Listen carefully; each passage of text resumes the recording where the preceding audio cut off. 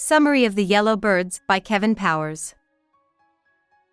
In the modern political world of the 21st century, Kevin Powers' book The Yellow Birds tells the story of a soldier's life before, during, and after the war in Iraq.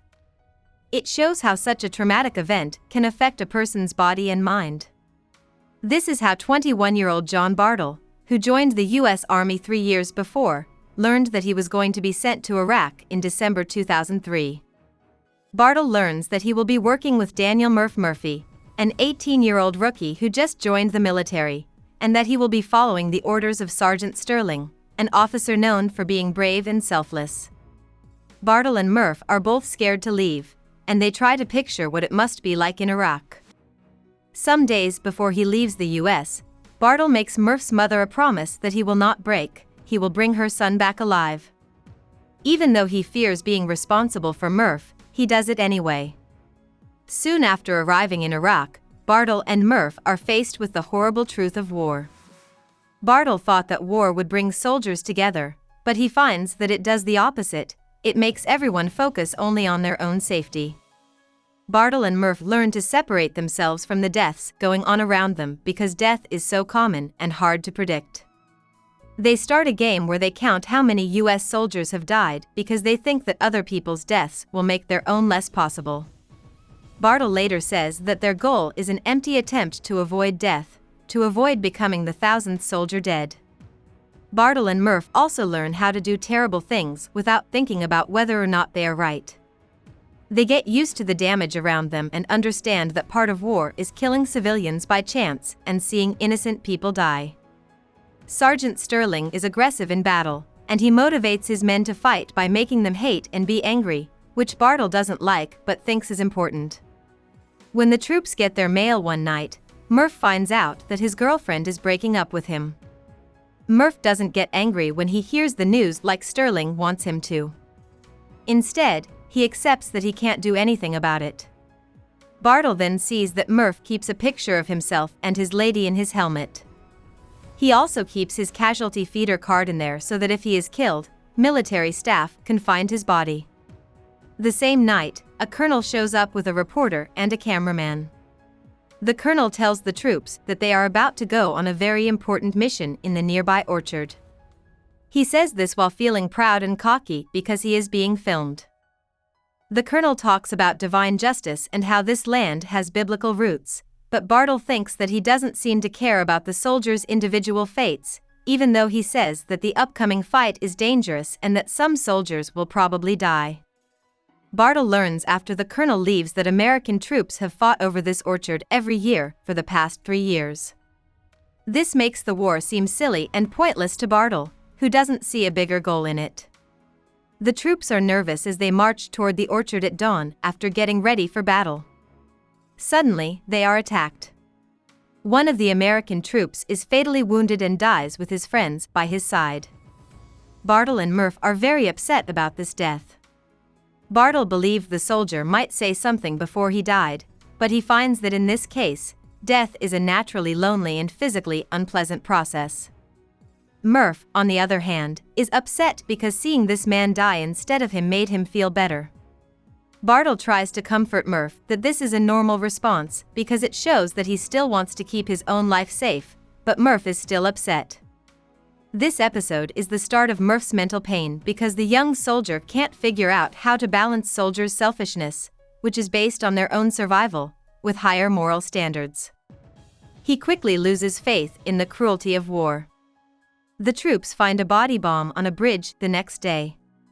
The enemy killed this Iraqi man and stuffed his body with explosives. He will be the first person killed in the next attack. As the gunfight gets really heated, Bartle starts to feel sick from seeing so much death and violence. At this point, he understands that he has to let go of his memories of home and his past life as a civilian because he can't connect what he is doing now with the law-abiding person he used to be.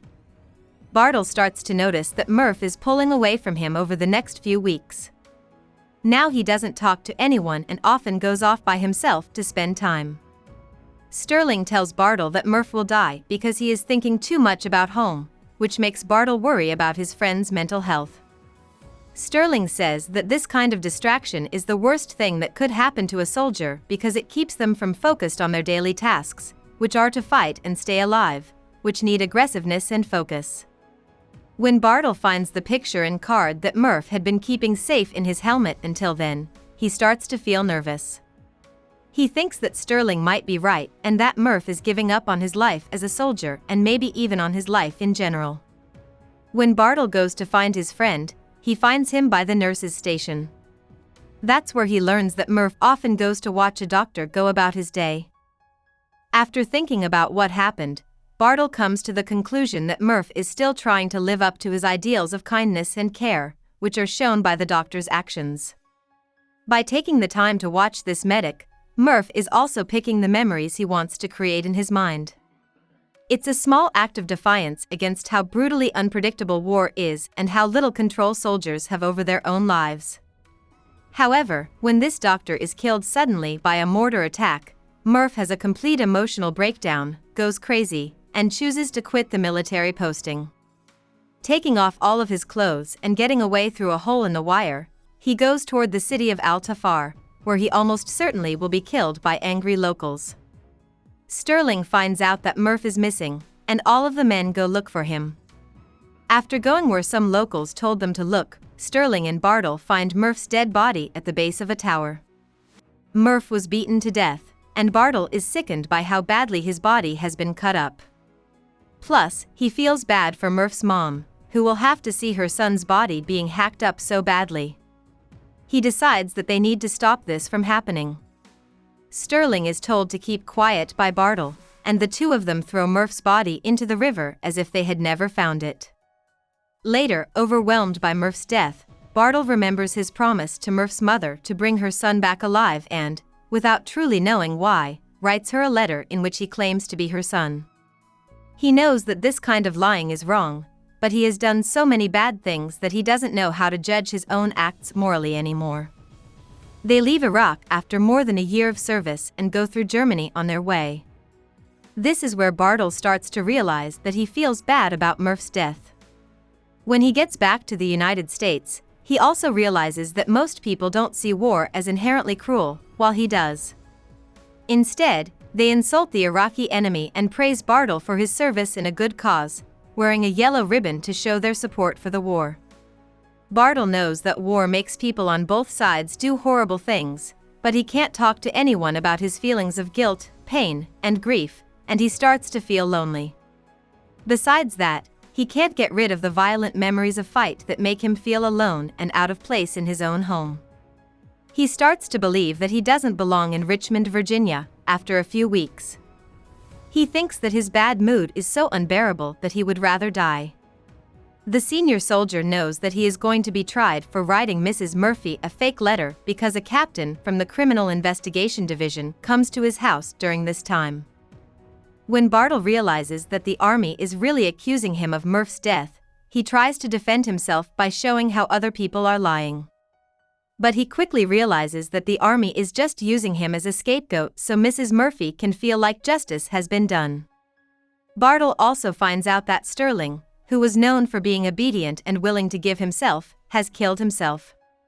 Bartle sees Sterling's suicide as the only selfish thing he ever did in his life. Bartle knew he would go to jail for a few years because he killed Murph. He feels calm there because he doesn't have to deal with other people and can explore his thoughts at his own pace.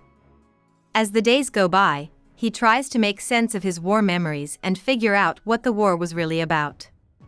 He finally has to accept that he can't find any big patterns in the war he has been through. Instead, he comes to the conclusion that the things that happened to him in Iraq were random and hard to plan. Even though this conclusion makes war seem even more silly, it also lets Bartle finally let go of the past and stop trying to make sense of a set of events that didn't make any sense. Mrs. Murphy comes to see him, and they talk for hours about what happened that led to Murph's death. This makes Bartle finally accept what happened and start moving on with his life. Bartle moves into a cabin in the Blue Ridge Mountains after he gets out of jail. He makes sure to stay in a place that he controls so that it doesn't bring up too many painful memories of the war, and he lives a peaceful life there. He starts to feel better about himself and his past over time. In the last few lines of the book, Bartle finally faces the truth about Murph's death. He lets Murph's body float away from him both physically and mentally as he imagines it floating down the Tigris River and into the sea. He finds peace in not having to feel guilty or in pain, and it shows that both he and Murph are finally at rest in different ways. About the author. Kevin Powers was born in Virginia into a family with a long history of military service. He joined the U.S. Army when he was 17 years old. To fight in the Iraq War for a year, he was sent to Mosul and Tal Afar, Iraq, in 2004. After getting out of the military with honors in 2005, he focused on writing and went on to get a bachelor's degree in English from Virginia Commonwealth University and an MFA in poetry from the University of Texas at Austin. In 2012, he wrote his first book, The Yellow Birds, which was based on his time as a soldier in Iraq and was meant to show how complicated the mental effects of war can be on a single fighter. Later, Powers wrote a poem collection called Letter Composed During a Lull in the Fighting, 2014, and a novel called A Shout in the Ruins, 2018. Both books are about the violence and effects of the American Civil War in Virginia. Hope we summarized it fully and you liked it. Please hit the like button and subscribe to our channel so that we are motivated to create more videos.